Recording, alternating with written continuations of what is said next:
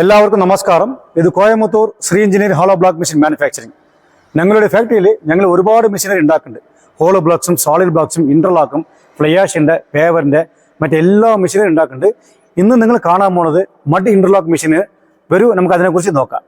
നമുക്ക് ഈ മെഷീൻ വന്നിട്ട് 2 in 1 ഉപയോഗിക്കാം. എങ്ങനെ വെച്ചാൽ മിക്കവാറും മഡ് ഉപയോഗിക്കാം. നമുക്ക് അത് കൂടാതെ ഫ്ലൈയാസും ഉപയോഗിക്കാം. അതായത് ഫ്ലൈയാസ് ആകുമ്പോൾ ഉള്ളിൽ ചെറുതായിട്ട് ഒരു ഗാഡി ഒന്ന് വരും. മഡാകുമ്പോൾ നമുക്ക് പ്ലെയിൻ ആയിരിക്കും. അപ്പോൾ നാട്ടിലാകുമ്പോൾ മിക്കതും മഡാണ് മൂവിങ്, എല്ലാം മാക്സിമം മഡാണ് മൂവിങ്. ഫ്ലൈയാസ് ബോർഡ് കിട്ടില്ല അവിടെ. അപ്പോൾ അതുകൊണ്ട് മഡാണ് ഒരുപാട് മൂവിങ്. ഈ കട്ടട സൈസ് വന്നിട്ട് നമുക്ക് 8, 5, 12 ഇത് വന്നിട്ട് 6, 5, 12 അങ്ങനെയുള്ള 2 സൈസാണ്. സപ്പോസ് നമുക്ക് ഒന്ന് ഹൈറ്റ് കുറവായി വേണം അങ്ങനെ വെച്ചാൽ അതിനുള്ള അഡ്ജസ്റ്റ്മെന്റ് ഇതിലുണ്ട്. അതായത് നമുക്ക് 12 ഇഞ്ച് നീളം വേണ്ട, 10 ഇഞ്ച് മതി, അങ്ങനെ ആകുമ്പോൾ അതിന് അഡ്ജസ്റ്റ്മെന്റ് ഞാൻ ഉള്ളിൽ കൊടുത്തിട്ടുണ്ട്. ഈ ഡൈ വന്നിട്ട് മൊത്തം എല്ലാം EN31 മെറ്റീരിയലാണ്. ചുറ്റുപാടും എല്ലാം EN31 മെറ്റീരിയലാണ്. അതേപോലെ ഉള്ളിൽ വന്നിട്ട് ഗാർഡ് വെച്ചിട്ട് ഞാനിപ്പോൾ ഇത് ഗാർഡ് ഇല്ലാതെ നമുക്ക് ഉണ്ടാക്കാം. അതായത് ഇതെങ്ങനെ മെത്തേഡ് വെച്ചാൽ താഴെ മുകളിൽ 2 ഭാഗത്തും പ്രസ്സിങ് ആക്കും. പ്രസ്സിങ് സിസ്റ്റമാണിത്. അതായത് പഴയ ഇന്റർലോക്ക് നോക്കുമ്പോൾ നമുക്ക് താഴെ മാത്രം പ്രസ്സിങ് ആക്കും. നമുക്ക് മഡാകുമ്പോൾ 2 ഭാഗത്തും പ്രസ്സിങ് വേണം. അപ്പം കട്ട നല്ല സ്ട്രെങ്ത് ആയി കിട്ടും. ഇപ്പോൾ ഇതെല്ലാം നോക്കാൻ പോയി നമുക്ക് എല്ലാം നട്ടുബോൾട്ട് സിസ്റ്റമാണ്. എല്ലാം നോക്കും. അതേപോലെ ഈ സിലിണ്ടർ വന്നിട്ട് 80 ഡയോളം സിലിണ്ടറാണിത്. സ്റ്റോക്ക് 550ആണിത്. ഇതേപോലെ 4 സിലിണ്ടർ ഉണ്ടാകും. ഇവിടെ 2 എണ്ണം, മുകളിൽ 2 എണ്ണം, അങ്ങനെ 4 സിലിണ്ടർ ഉണ്ടാകും. ഇതിൻ്റെ ചാനലെല്ലാം 10 ക്ക് 5 ചാനലെല്ലാം. മെയിൻ എല്ലാം ഹെവിയുള്ള ചാനലാണ്. ഹൈജാസ്റ്റ്, അതുകൂടാതെ താഴെയൊക്കെ വൈസാക്സിയിൽ. ഇത് വന്ന് ടാങ്ക്, ഓയിൽ ടാങ്കാണത്, പവർ പാക്ക്. ഇതിൻ്റെ capacity 300 litre capacity, oil capacity. അപ്പോൾ ഇതിൻ്റെ പവർ നോക്കാൻ പോയി നമുക്ക് 10 HP ആണ് ഇവിടെ. ക്രാംപ്ടൺ ഗ്രീസ് മോട്ടർ 10 HP. അപ്പോൾ അതിൽ തന്നെ ഒരു പമ്പ് ജോയിൻ്റ് ആക്കിയിട്ടുണ്ട് ഇവിടെ. ഇത് കൂജൻ പമ്പാണ്. ഇത് വലിയ പമ്പാണ്. ആക്ച്വലി ഇത് ഞാൻ വന്നിട്ട് ഫ്ലൈയാസ് മെഷീനിൻ്റെ പവർ ഇടുന്ന ഒരു പമ്പാണത് ഞാൻ അതിലിട്ടിരിക്കുന്നത്. നല്ല ഹെവി ആയിരിക്കും. ഇവിടെ ഞാൻ ഒരു ഓയിൽ കൂളർ വെച്ചിട്ടുണ്ട്. എന്തിനാണെന്ന് വെച്ചാൽ ഓയിൽ ചൂടാകാൻ പാടില്ല. അപ്പോൾ അതുകൊണ്ട് വെച്ചിട്ടുണ്ട്. അപ്പോൾ ഇതിൽ വന്നിട്ട് ഓയിൽ ഉള്ളിൽ പോകാൻ വേണ്ടിയിട്ട് ഇന്നും ഒരു ഔട്ടും ഞാൻ കൊടുത്തിട്ടുണ്ട്. അത് മെത്തേഡാണത്. ഇപ്പോൾ ഇത് എങ്ങനെ ചൂടാകാണ്ടിരിക്കുക വെച്ചാൽ നമ്മൾക്ക് ഒരു വെള്ളത്തൊട്ടി ഒന്ന് കട്ടിയിട്ട് മോട്ടർ ഒന്ന് വെച്ചിട്ട് ഇവിടെ ഔട്ട് കൊടുക്കണം. വെള്ളത്തിൻ്റെ ഒരു ഔട്ട് കൊടുക്കുമ്പോൾ വെള്ളം ഉള്ളിൽ പോകും, ഓയിൽ ഉള്ളിൽ പോകും.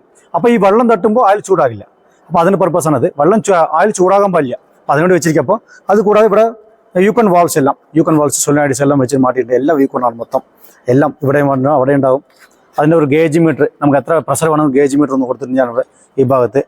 അപ്പോൾ അതുകൂടാതെ എല്ലാം ഓസെല്ലാം 3/4 ഇഞ്ച് ആർട്ട് ഓസുകളാണ്. എല്ലാ ഓസുകളും 3/4 ഇഞ്ചിൻ്റെ ആർട്ട് ഓസുകളും നല്ല ചെക്കിങ് ചെയ്തെല്ലാം മാറ്റും ഞാൻ.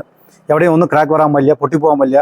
ഇപ്പം നോക്കിയിട്ട് ഇതൊക്കെ സീംലെസ് പൈപ്പിൻ്റെ എല്ലാം പൈപ്പ്ലെസ് എല്ലാം കംപ്ലീറ്റ് ആയിട്ട് സെറ്റ് അങ്ങനെയെല്ലാം കൊടുത്തിട്ടുണ്ട്. ഇത് വന്നിട്ട് സെൻസർ. ഇത് വന്നിട്ട് നമുക്ക് അഡ്ജസ്റ്റ് ആക്കാൻ വേണ്ടിയിട്ടാണ്. നമുക്ക് കട്ട നമുക്ക് 12 ഇഞ്ച് വേണം, 10 ഇഞ്ച് വേണം, 11.5 വേണം, അങ്ങനെ എന്ത് വേണമെങ്കിലും ചെയ്യാം. അപ്പോൾ അതിൻ്റെ ഒരു ഇതാണ്.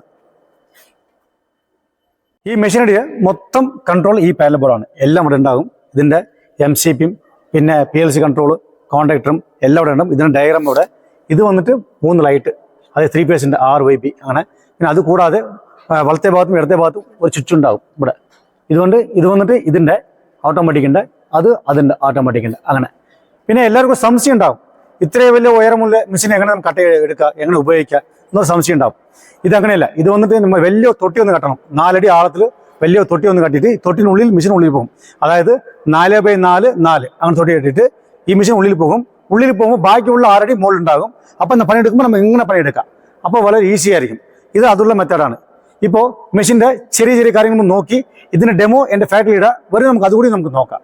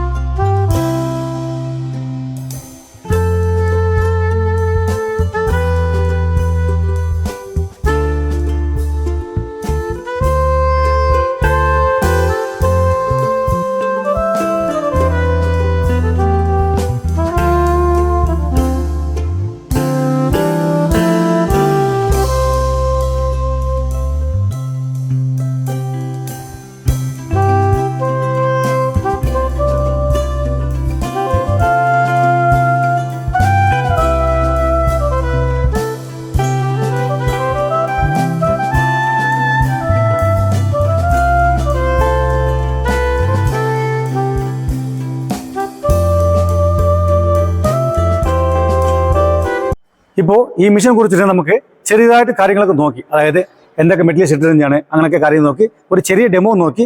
ഇപ്പോൾ നിങ്ങൾ മെഷീൻ വാങ്ങിക്കുകയാണെങ്കിൽ ഇത് മാത്രം മതിയാവില്ല, ഈ പൊടിക്കാനുള്ള ഒരു മെഷീനും വേണം. ഇത് മിക്സർ ഒന്ന് മിക്സിങ് ആക്കുക, ഒരു മിക്സർ വേണം. ഇത് നമ്മൾ മെഷീൻ വാങ്ങിക്കുമ്പോൾ ഉറപ്പായിട്ട് ഈ പാൻ മിക്സറാണ് വാങ്ങിക്കണം. എന്താ വെച്ചാൽ ഉള്ളിൽ 2 റോളറും 2 ഹാൻഡ് ഉണ്ടാവും. അപ്പോൾ ഈ റോളർ വന്നിട്ട് ഈ ചെമ്മൺ പൊടിയൊക്കെ നല്ലോണം പൊടിച്ച് നല്ല നന്നായിട്ട് നല്ല മിക്സിങ് ആക്കും. ഇത് വന്നിട്ട് നമുക്ക് വലിയ ചെമ്മൺ കട്ട വരുമ്പോൾ ഉള്ളിട്ട് തട്ടുമ്പോൾ നല്ല പൊടിയായിട്ട് താള പോകണം. അപ്പോൾ ഇതെന്തായാലും ഇതും വേണം, ഈ മെഷീനും വേണം. ഇത് കൂടാതെ ഒരു ഷാൻസിയർ മെഷീൻ ഒന്നുണ്ട് ഫിൽട്ടർ ചെയ്യാനുള്ളത്. അത് വാങ്ങിച്ചാൽ ഈ 4 മെഷീൻ വാങ്ങിച്ചാൽ ഈ മഡ് ബ്ലോക്ക് നമുക്ക് ഓട്ടിക്കാം. അല്ല സപ്പോസ് നിങ്ങളുടെ അടുത്ത് ആൾറെഡി സാർ ഇതൊക്കെ ഉണ്ട്, എനിക്ക് മെഷീൻ മാത്രം മതി പറഞ്ഞാൽ ഞാൻ മെഷീൻ സപ്ലൈ ചെയ്യും. ഇപ്പോൾ ഇതിൻ്റെ കാര്യങ്ങളൊക്കെ എല്ലാം നോക്കി നമുക്ക് ഇതിൻ്റെ വിലയും കാര്യങ്ങളും അറിയുകയാണെങ്കിൽ താഴെ എൻ്റെ നമ്പർ കൊടുത്തിട്ടുണ്ടാകും, എനിക്ക് വിളിച്ചോളൂ. ഇനി വിശദമായി പറഞ്ഞുതരാം. നന്ദി, നമസ്കാരം.